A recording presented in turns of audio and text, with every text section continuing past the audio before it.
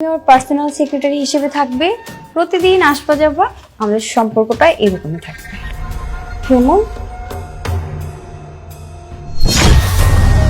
ও যেই কথাগুলো বলছে সেগুলো কি সত্যি?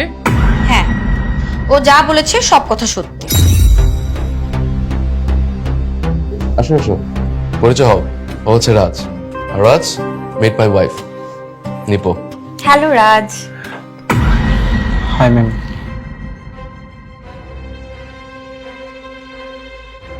আর শোনো, রাজকে কাজের বিষয়ে সবকিছু খুলে বলছে, তুমি তোমার মতো করে কথা বলে নিও। আর রাজ, ম্যাডাম যেভাবে বলবে সেভাবে কাজ করবে। আর কাজ শেষ হওয়ার আগে বাসা যাওয়া চলবে না, ঠিক আছে? জি sir, okay. Okay, I am getting late. Guys, তোমরা থাকো, কথা বলো, আমি অফিসে গেলাম। বাই।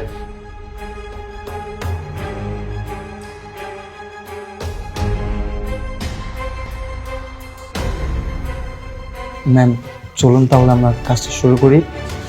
হ্যাঁ, কাজ তো করবই,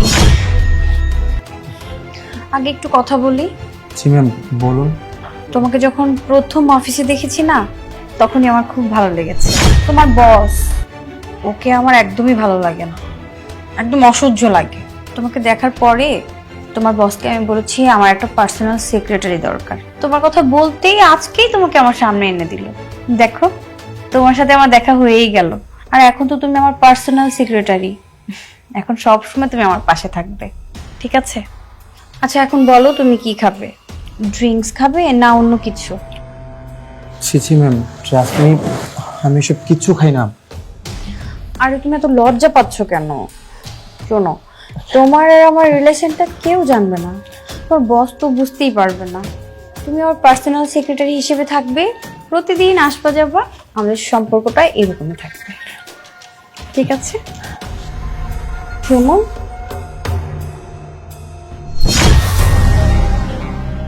ম্যাম আমার মনে হয় কি আমার এখন এখান থেকে যাওয়াটাই ভালো হবে।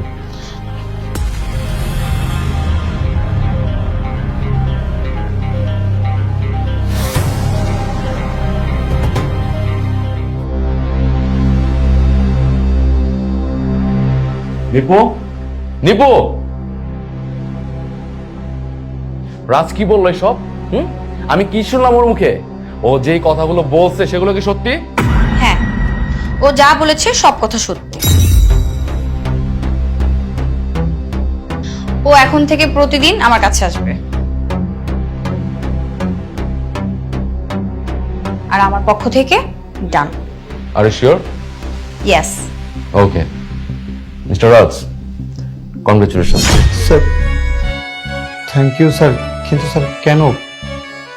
হ্যাঁ, আমি তোমাকে খুলে বলছি। সকালে যে ঘটনা ঘটছে সেটা ছিল তোমার জন্য লয়্যালটি টেস্ট, যেটা তুমি পাশ করছো। আসলে রাজ, হয়েছে কি, তুমি তো জানোই যে আমাদের নতুন বিয়ে হয়েছে, আর আমি তোমার ভাবিকে সেভাবে সময় দিতে পারি না, বিভিন্ন কাজে দেশের বাইরে যেতে হয়। আর তোমার ভাবির একজন পার্সোনাল অ্যাসিস্ট্যান্ট দরকার। এত বড় একটা দায়িত্ব যাকে তাকে দিতে পারি না, আর যাকে তাকে ভরসা করতে পারি না। আর তাই তোমাকে একটা ছোট্ট টেস্ট করলাম, সেটা তুমি পাশ করছো। আর আমাদের ঠিক এমন একজন লোক প্রয়োজন ছিল যে কিনা সৎ, একজন চরিত্রবান। ওকে, তুমি যদি চাও কালকে থেকে জয়েন করতে পারো। Thank you sir, thank you ma'am. Congratulations.